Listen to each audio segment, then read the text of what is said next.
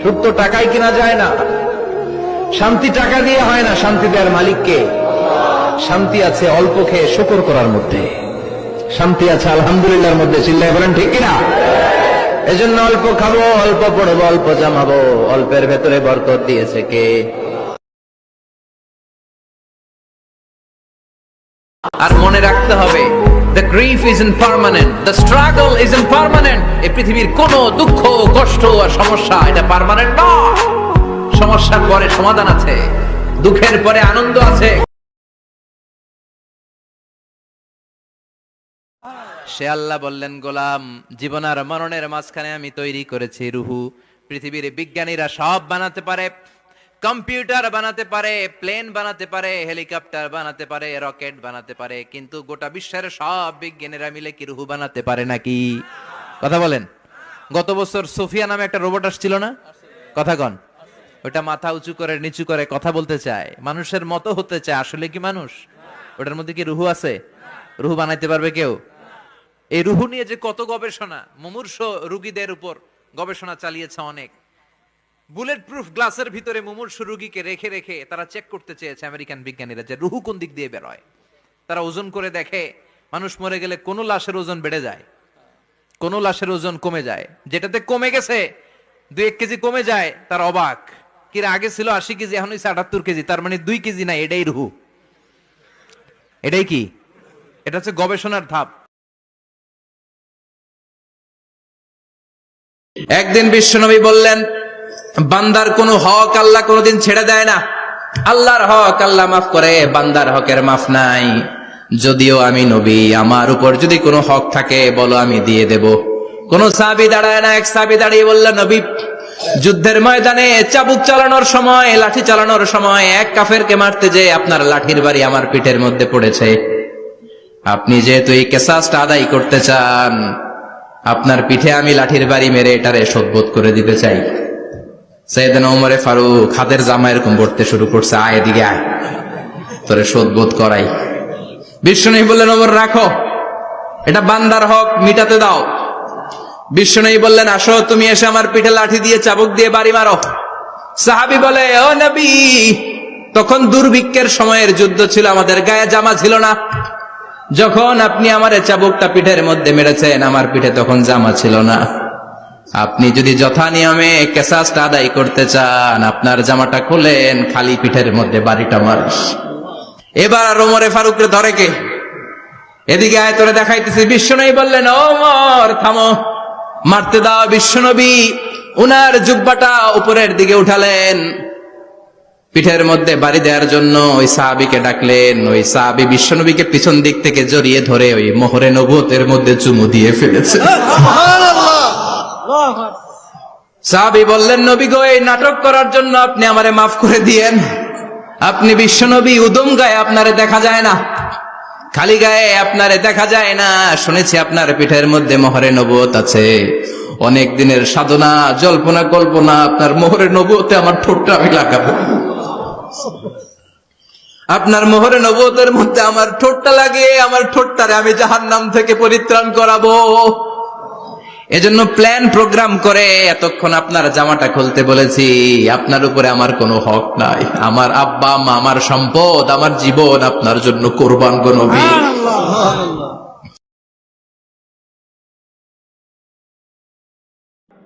একটা বিষয় খেয়াল করেন না, যে যখন সূর্য ডুবে যায় তখন পাখিগুলো কি করে বলেন? বাসায় ফিরে যায় না? মানে দিন শেষ, সূর্য ডুবে গেছে, এখন বাসায় ফিরতে হবে, তাই না? এভাবে আল্লাহ পাক রমাদান দিয়েছেন আমাদেরকে, কেন জানেন?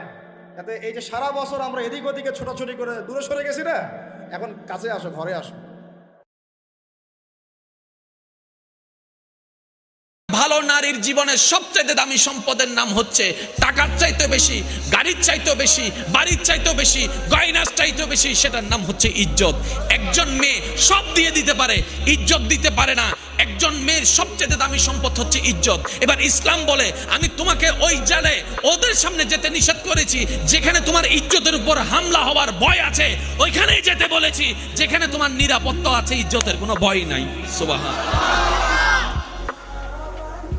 একজন সত্যিকার ভালো স্ত্রীর জীবনের সবচেয়ে দামি সম্পদের নাম হচ্ছে তার স্বামী।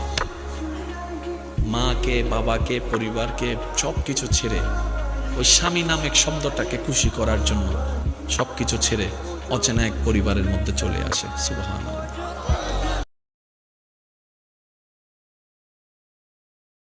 আজ যুবক মনে করছে যৌবন কাল, আর কিছুদিন ফুর্তি করি, এই তো না। না বাজার, প্রতি সেকেন্ড লেখা হচ্ছে, প্রতি সেকেন্ড ঘুরে ঘুরে কি লাভ? দুনিয়া তো তেমন কোনো উপভোগ করতে পারে না বোকাগুলো। বোকা মানুষ। এক স্বামী এক স্ত্রী, এক পুরুষ এক নারী বিবাহের বন্ধনে পবিত্র যখন আবদ্ধ হয়, তো স্বামী স্ত্রীর, নারী আর পুরুষের সম্পর্ক, নারী আর পুরুষের ভালোবাসা, নারী আর পুরুষের আনন্দ ফুর্তি বৈধভাবে, হালাল ভাবে তারা যা উপভোগ করে, ওই নাফরমান যে সম্পূর্ণ গুনাহ ভিন্ন পরিবেশে, অর্থাৎ বৈধ শরীয়ত সম্মত বিহীন ব্যতীত যারা মেয়ের পিছনে ঘোরে, মোবাইলের পিছনে ঘোরে, এরা শুধু শরীর চরিত্র নষ্টই করে, কিন্তু উপভোগ যেটা এটা কিছুই পায় না। গোড়ার ডিম ছাড়া আর কিচ্ছু। বেকুব, একবারে বলদ, একেবারে ফুল বলদ, বেউকুফ। তো এটা কি দেখো প্লাস্টিক? তুমি যে মোবাইলের মধ্যে উলঙ্গ ছবি দেখতেছো, নাচ দেখতেছো, হিন্দি সিনেমার নর্তকীরে দেখতেছো, কিতা দেখো? এটা তো প্লাস্টিকে না। কথা বলেন না কেন? তা তুমি কিতা উপভোগ করলা? তুমি কিছুই তো মূলত উপভোগ করলা না। যে মায়ের পিছনে তুমি প্রেম করো, অনেক কি উপভোগ করলা তুমি? হুদা পয়সা না খরচদার তোমার? তোমার কতগুলো টাকা ছাড়া আর কি যাইতে আছে? তোমার শরীরের যৌবনটা নষ্ট হওয়া ছাড়া আর কি হচ্ছিল আপনি বলেন? কিন্তু কে বুঝাবে? বেকুবের বুদ্ধি কম থাকে। আমি সবসময় বলি, জালেমের বুদ্ধি কম থাকে, নাফরমানের বুদ্ধি কম থাকে। কথা মনে রাখবেন এটা। পাপীর কি থাকে? বুদ্ধি। পাপীর বুদ্ধি কম। আপনি যদি বলেন কই কাফের বেঈমানরা কত যন্ত্রপাতি বানাচ্ছে, হ্যাঁ, তাদের বুদ্ধি কম না? এগুলো কোনো বুদ্ধির কিছু না। এটা মালিক আল্লাহ কোরআনে স্পষ্ট আছে, আমি পৃথিবীতে যখন যেই জিনিসটি, যখন যেই মুহূর্তে বানাবো, এটা আমি আমার কোনো না কোনো বান্দার মাথাতে আমি এটার ফর্মুলা ঢেলে দেই, সে এটা করতে থাকে। কথা বুঝছেন কিনা? আপনি নয়তো যে বেটা ট্রাক বানাইছে তারে আপনি মোবাইলটা বানাইতেন কোন? হেতে কয় পারি না। কাফারস টাকা তুই এত বড় ট্রাক বানাইতেন, তুই এটা বানাইতেন ছোট। কথা বলেন না কেন? না না, এটা ছোট বড় লইয়া কথা না। আল্লাহ তাআলার ফয়সালা এটা, যাকে দিয়ে আল্লাহ যেই কাজটা করান। ঠিক কিনা বলেন না কেন? হ্যাঁ, আমি আমার জীবনে একবার আমাদের কুমিল্লা, কিছুদিন আগে কুমিল্লা আমাদের ইজতেমা হয়েছিল, দাওয়াত তাবলীগের ইজতেমা হয়েছিল। তখন ওইখানে আমরা মাদ্রাসা থেকে গিয়ে মাটি কাটছে ছাত্র ওস্তাদরা। আমি 3টা কোপ দিছি, মাটির কোপ, মানে কোদাল দিয়া আমি কাটতে গেছি, উইয়ে গেছি। আমি বুঝি না এটা আমাদের কথা বুঝছেন কিনা? অথচ আরেক লোক দিনের পর দিন কি সুন্দরে 2 কুফে 3 কুফে এত বড় চাকা কি সুন্দর উঠায় ফেলে। ঠিক কিনা বলেন না কেন? কুল্লুন মুয়াসসারুন লিমা খুলিকা লাহু, এটা হাদিস, আল্লাহর নবী বলছে, যাকে আল্লাহ তাআলা যে কাজের জন্য বানিয়েছেন, যাকে দিয়ে আল্লাহ যেই কাজটা নিবেন, তার জন্য আল্লাহই কুদরতি ভাবে সেটা সহজ করে দেন। সুবহান। হ্যাঁ, আপনি রড ফ্যাক্টরিতে যারা কাজ করে তাদের অবস্থাটা দেখলে বুঝবেন যে এটাই একটা ছোটখাটো জাহান্নাম। ফ্যাক্টরিটার মধ্যে আগুন, আপনার চললে কুলাইতো না, কিন্তু ওইখানে কি শত শত কর্মচারী কাজ করতেছে না? কথা বলেন না কেন? আল্লাহ তাআলার কুদরতে। নাহনু কাসামনা বাইনাহুম মাঈশাতাহুম ফিল হায়াতিদ দুনিয়া, আল্লাহ বলেন এই দুনিয়ার মধ্যে কে কি রোজগার করবে এটা আমি আল্লাহ তাআলা বন্টন করি। প্রত্যেকের কর্ম বন্টন করে কে? আল্লাহ। অটোমেটিক আল্লাহ। নাহলে একসাথে প্রাইমারিতে ভর্তি হয় কত বাচ্চা, কিন্তু পরবর্তী 10 বছরের ব্যবধানে এই প্রাইমারি স্কুলের 10 বছর আগের ছেলেগুলো সব 10 বছরের ভিতরে এক একজন এক এক দিকে ছিটটা গেছে। কেন এমন হয়? আল্লাহ পাকের কুদরতেই এক একজন এক এক দিকে ছড়ায় যায়। কেউ দোকানে ঢুকে গেছে, কেউ ব্যবসায় ঢুকে গেছে, কেউ চাকরিতে ঢুকে গেছে, কেউ বিদেশে চলে গেছে, কেউ এখনো পড়ালেখা করতেছে, কেউ সাধারণ অটো চালাচ্ছে, কেউ রিক্সা চালাইতে আছে, কেউ সিএনজি চালাইতেছে। আছে না? কি বলেন? চতুর্মুখী ছড়ায় গেছে কিনা? কেমনে ছড়াই? আল্লাহর কুদরত। কার কুদরত এটা বলেন না? আল্লাহ। আল্লাহর ফয়সালা। নাহনু কাসামনা, আল্লাহ বলেন আমি বন্টন করি, আমি বন্টন করি। কর্ম বন্টন করে দুনিয়াতে কে? আল্লাহ। আল্লাহ আল্লাহু খালাকাকুম ওয়া মা তা'মালুন, কোরআনের আয়াত। আল্লাহ বলেন তোমাদেরকে সৃষ্টি করেছি আমি আল্লাহ। ওয়া মা তা'মালুন, তোমরা যে যে আমল করছো, কাজ করতেছো, ওইটার সৃষ্টিকর্তা আমি আল্লাহ। ওটা তো আমি করছি, আমি করছি। তোমার দ্বারা যে এটা হবে, এটা আমার ফয়সালা। পরে দিয়ে যে এটা হবে, এটা আমার ফয়সালা। আবার আজ মাটি কাটবো, এটা আমার ফয়সালা। উনি যে দোকানদারি করবে, এটা আমার ফয়সালা।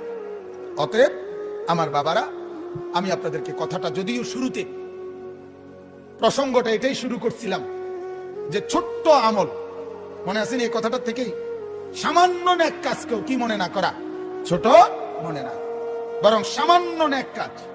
আপনি এখানে 1 টাকা দেওয়ার সুযোগ পাইছেন, 1 টাকাই দিয়ে দেন। 1 টাকাই আপনার পুঁজি, 2 টাকাই আপনার পুঁজি। আল্লাহ নবী সাল্লাল্লাহু আলাইহি ওয়াসাল্লাম বলেন, হে আদম সন্তান, 3টা জিনিস তোমার পুঁজি, তোমার সম্পদের মধ্যে। 1 নাম্বার মা আকালা, 1 নাম্বার তুমি যেটা সরাসরি খাইছো, এটা তোমার পুঁজি। 2 নাম্বার অমা লাবিসা, তুমি যেটা সরাসরি গায়ে দিছো, এই জামা কাপড়, এটা তোমার। আরেকটা হলো ওয়ামা কাদ্দামা, যা তুমি নিজে আখিরাতের জন্য পাঠাইছো, এটাই তোমার পুঁজি। তোমার মুখের খাবার, তোমার সরাসরি গায়ের পোশাক, আর তোমার দান সাদকা, তোমার নেক কাজের খরচ, যেটা তুমি আখিরাতের জন্য পাঠাইছো। নবী বলেন এই 3টাই তোমার, বাকিটি সব দুনিয়াটা দুনিয়াতে। কি বলেন? সোফা, এটা আপনার কবরের সঙ্গীত, কথা বলেন না কেন? খাট আপনার কবরের সঙ্গীত, ডাইনিং টেবিল আপনার কবরের সঙ্গীত। কিন্তু সেজদা, সেজদা আমার সঙ্গী হবে কিনা? আমার রুকু, আমার কোরআন, আমার দান, আমার সাদাকা, আমার সুবহানাল্লাহ বলা, আমার আলহামদুলিল্লাহ বলা, আমার জিকির, আমার তাসবিহ, এগুলো আমার কবরেও সঙ্গী, এগুলো আমার হাসরের মাঠেও সঙ্গী, এগুলো আমার জান্নাতেও সঙ্গী। বলেন আলহামদুলিল্লাহ। এটা ভাবা উচিত বাজার, এটা ভাবা উচিত, এটা বোঝা উচিত। আজ আমরা আমাদের সন্তানদেরকে এটা বুঝানো উচিত, আজ আমরা আমাদের বিবিদেরকে এটা বুঝানো উচিত। আত্ম উপলব্ধিটুকু যদি না থাকে, আহা, আমার এটা বেশি আফসোস। প্রতিদিন বলি বাজান, আমি, আমার কাছে এটা বড় মায়া লাগে।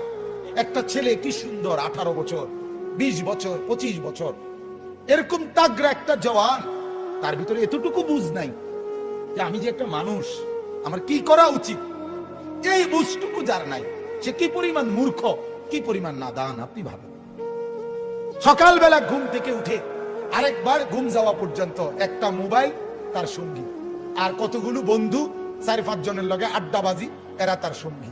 এরার লগে একবার খারাইয়া মুতে, একবার বৈশা মুতে, একবার মোবাইল চায়, একবার নর্তকী দেখে, একবার নাচ দেখে, একবার কানের মধ্যে ইয়ারফোন লাগাইয়া গান শুনে, একবার মাইয়া দেখলে এটার ফিসে ফিসে হাঁটে, আরেকবার বেড়ি দেখলে এটার ফিসে ফিসে হাঁটে, একবার অসভ্য কথাবার্তা একজন আরেকজনের মধ্যে আলাপ সালাপ করে, আবার কতক্ষণ গেমস খেলে, আবার কতক্ষণ কি আপনার এই মোটরসাইকেল ফাইলে মোটরসাইকেল চালায়, হ্যাঁ, শিক্ষা বই হুল্লুর। আপনি বলেন এটা কি কোনো জীবন? বেটা তুই বল, বেটা বাপ তুমি বলো না, তোমার বিবেক তোমাকে কি বল? এটা কি একটা মানুষের জীবন হইতে পারে? বিনোদন বুঝি মানুষের 24 ঘন্টার, মানুষের জীবনের 24 ঘন্টা বুঝি ফুর্তিতে কাটে, হ্যাঁ, বিনোদন বুঝি একটা মানুষের সারাক্ষণের কাম। আপনি বলেন তাহলে সে কি পরিমাণ বেওকুফ। অথচ আপনারা ভাবতেছে মুসলমানের বুঝটুকু বলে ওটার ফুতে মেট্রিক পাস, শিক্ষিত, শিক্ষিত, কোনো খারাইয়া মুতে মিয়া হে বলে শিক্ষিত, একটা সাজদা করতে জানে না। গত 1 বছরে আপনার নাফরমান ছেলে ফজরের নামাজ পড়ে নাই কোনোদিন। এটা শিক্ষিত তো দূরে থাক, মূর্খতা তো মূর্খ হয় না বেটা। শক্ত হারামিয়তে তো হারামি হয়। মিয়া একবার ভাবেন, মিয়া মুসলমান, এই মুসলমান একবার ভাবেন, ছেলে কি মানুষ হচ্ছে না জানোয়ার হচ্ছে? দেখেন মিয়া, মালিক চেনে না যে, মনিব চেনে না যে, বাঁচানেওয়ালাকে যে চেনে না, লালনকারীকে চেনে না, পালনকারীকে চেনে না। আমার 24 ঘন্টা আমি যার ইশারায়, যার ইঙ্গিতে, যার হাতে আমার অস্তিত্ব, তাকে যে চেনে না, এ চিনলটা কি বলেন? শিখলোটা কি? শিখলোটা কি বলেন? এ বুঝলোটা কি বাজার? আল্লাহ আমাদেরকে মাফ করে দেন। কিছু কইেন না, কিছু কইেন, কিচ্ছু বলিয়েন, কিছু বলি আজকে হঠাৎ কইয়া কি করবেন? গাফেল তো অনেক দিন আগ থেকে গাফেল হয়েছে, কথা বোঝেন না? অসুবিধা নাই, আমার বাজান, এজন্য আমি অনুরোধ করছি, আমরা প্রত্যেকেই নিজের আত্ম উপলব্ধি করেন, নিজেকে চিনেন। ইস্তাফতি কালবাক, আপনি আপনার দিলকে প্রশ্ন করেন। আল্লাহর নবী বলছে, দিলকে প্রশ্ন করো। তুমি তোমার দিলকে নিয়ে ভাবো,